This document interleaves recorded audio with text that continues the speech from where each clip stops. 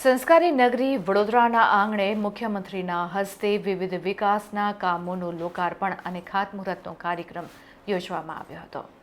₹957 કરોડના ખર્ચે તૈયાર થયેલા અને આગામી સમયમાં આકાર લેનારા વિવિધ પ્રોજેક્ટ્સનું લોકાર્પણ અને ખાતમુહૂર્ત કરવાનો આ ભવ્ય કાર્યક્રમ યોજવામાં આવ્યો હતો.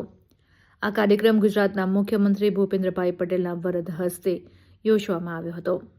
આ કાર્યક્રમ અકોટા સ્થિત સર સયાજીરાવ નગર ગૃહ ખાતે યોજવામાં આવ્યો હતો.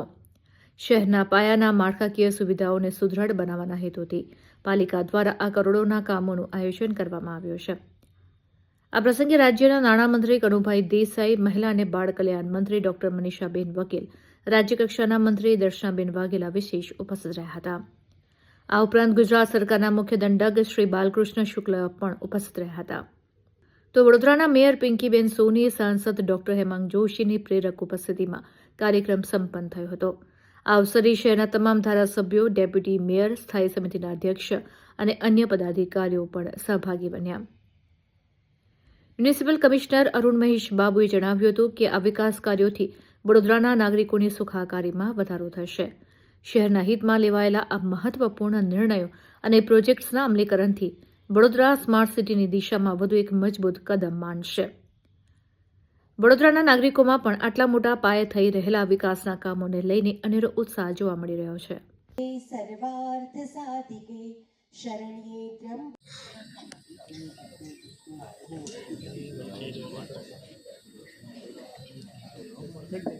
શુભમ કરોતુ કલ્યાણમ આરોગ્યમ ધન સંપદઃ શત્રુબુદ્ધિ વિનાશાય દીપજ્યોતિર્નમોસ્તુતે સર્વમંગલ મંગલ્યે શિવે સર્વાર્થ સાધિકે શરણ્યે ત્ર્યંબકે ગૌરી નારાયણી નમોસ્તુતે નારાયણી નમોસ્તુતે.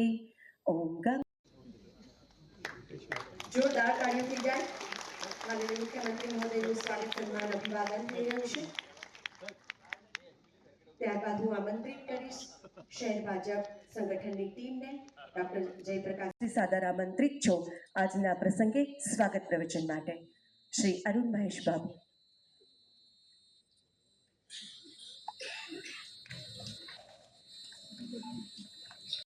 શ્રી બાલકૃષ્ણ શુક્લા સાહેબ, આપને પણ આજના કાર્યક્રમમાં અમે દિલથી આવકારીએ છીએ. વડોદરાના પ્રથમ નાગરિક અને મેયર શ્રીમતી પિંકીબેન સોની મેડમ, આપને ફરી એક વખત આ સન્માનને વધારીએ. આભાર માનનીય મુખ્યમંત્રી મહોદય. અને હવે માનનીય મંત્રી મહોદય શ્રી અરુણ મહેશ બાબુ, આપ શ્રી સાદર આમંત્રિત છો આજના પ્રસંગે સ્વાગત પ્રવચન માટે. શ્રી આજ રીતે આપણા વચ્ચે ઉપસ્થિત ગુજરાતના માનનીય અને યશસ્વી મુખ્યમંત્રી શ્રી ભૂપેન્દ્રભાઈ પટેલ સાહેબના નેતૃત્વ અને અમારા પ્રભારી અને નાયબ મુખ્યમંત્રી શ્રી હર્ષભાઈ સંઘવીનું માર્ગદર્શન હેઠળ વડોદરાની વિકાસ ગાથામાં પણથંભીની વિકાસ આગળ વધી રહ્યા છે. લાખની વાત જવા દો, કરોડનું કામ કરાવવું હોય તો તમે કોર્પોરેટરને ઇઝીલી કહી શકો. આ જે માન્ય વડાપ્રધાન શ્રીએ મજબૂત પાયો વિકાસની રાજનીતિનો નાખ્યો છે ને, એના પરિણામ સ્વરૂપ આજે આ પરિસ્થિતિ છે. અને સાથે સાથે ફાઇનાન્શિયલ મેનેજમેન્ટ પણ એટલું મજબૂતાઈ કર્યું છે.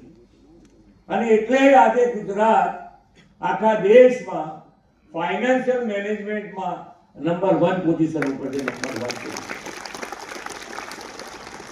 એટલે દરેકે કામ કરવા પાછળ એક તમારી દ્રષ્ટિ જોઈએ અને તમારી મક્કમતા જોઈએ. મક્કમતાની વાત કરું તો અમદાવાદનો રિવરફ્રન્ટ લગભગ બધાએ જોયો હશે. નહીં જોયો? જોયો જ હોય ને, પહેલા જોયો હશે. અને પહેલા અમારામાંથી એ બધાએ જોયો હશે. પોલિટિકલ વિલની વાત કરું છું. પોલિટિકલ વિલ કે ભાઈ અહીંયા આગળ સીએમ થયા પછી પોલિટિકલ વિલ હોય તો જ અમુક વસ્તુ થઈ શકે. એની અંદર એ રિવરફ્રન્ટમાં લગભગ 8 થી 10,000 જેટલા ઝૂંપડા હશે ત્યાં આગળ. તો એ લોકોને શિફ્ટ કરો તો એ રિવરફ્રન્ટ બને. તો એ લોકોને પાક્કા મકાનો આપી એટલે ડેવલપમેન્ટ માટે કોઈને કચડ્યા નથી, એને પણ ફરીથી પાછા બધા મકાનો આપ્યા છે ને એની અંદર ડેવલપમેન્ટ કર્યું છે. બાકી તો ઘણાએ આ જોયું હશે, ઘણા ફોરેને ફરી આવ્યા હશે, પણ બધાને એમ થાય કે આ જો આને હટાવવા દઈશું તો આપણે હટી જઈશું. વિચાર એવો જ આવે કે ભાઈ આ તો, પણ લોકોની સુખાકારી માટે જે કડક નિર્ણયો કરવા પડે એ એક પોલિટિકલ વિલ સાથે એમણે કર્યા, અને એટલે જ આજે ગુજરાત દેશનું ગ્રોથ એન્જિન બન્યું છે. અને ગ્રોથ એન્જિન સાથે જ્યારે આપણે આગળ વધી રહ્યા છે ત્યારે વડોદરા શહેરમાં આજે પણ હું પૂછતો હતો કે ભાઈ હવે તમારામાંથી પણ બધા એમાં સહકાર આપી રહ્યા છો કે સ્વચ્છતા હવે સારી રહે છે કે પાછ શાંત થઈ ગયા બધા રહેશે? એમ જરા જોરથી બોલો તો બધાનો ઉત્સાહ દ્વારા આજ રોજ લગભગ ₹957 કરોડના વિકાસના કાર્યોના ખાતમુહૂર્ત, શુભારંભ અને લોકાર્પણ આપણા પ્રત્યેક ગુજરાતીનું માન, સન્માન અને ગૌરવનું સરનામું એવા આપણા સૌના આદરણીય મુખ્યમંત્રી શ્રી ભૂપેન્દ્રભાઈ પટેલજીના વરદ હસ્તે, સાથે આ કાર્યક્રમમાં આપણા વડોદરા શહેરના જ માનનીય મંત્રી શ્રીમતી મનીષાબેન વકીલ, માનનીય મંત્રી શ્રીમતી દર્શનાબેન, ગુજરાત વિધાનસભાના દંડક શ્રી ભાલુભાઈ શુક્લાજી અને સૌ ધારાસભ્યશ્રીઓ, કોર્પોરેશનના પદાધિકારીશ્રીઓ, મારા સૌ સાથી સભાસદશ્રીઓ, સૌએ સાથે મળી અને આ કાર્યક્રમમાં ભાગ લીધો. આપણે સૌ જાણીએ છીએ તેમ વડોદરા શહેર વિકાસની હરણફાળ ભરી રહ્યું છે. મેં મારા વક્તવ્યમાં પણ ઉલ્લેખ કર્યો તેમ છેલ્લા 2.5 વર્ષમાં લગભગ 4800 કરોડ એટલે કે 4800 કરોડ રૂપિયાના કામોના ખાતમુહૂર્ત, શુભારંભ અને લોકાર્પણ થયા છે. ત્યારે ક્યાંક ને ક્યાંક વડોદરા શહેરના 1919 વોર્ડમાં દરેક વોર્ડમાં આશરે 200 થી 250 કરોડના કામો, એમાંથી કેટલાક કામો થયા છે, કેટલાક કામો પ્રગતિ હેઠળ છે અને કેટલાક કામો આગામી સમયમાં આયોજન હેઠળ પણ છે.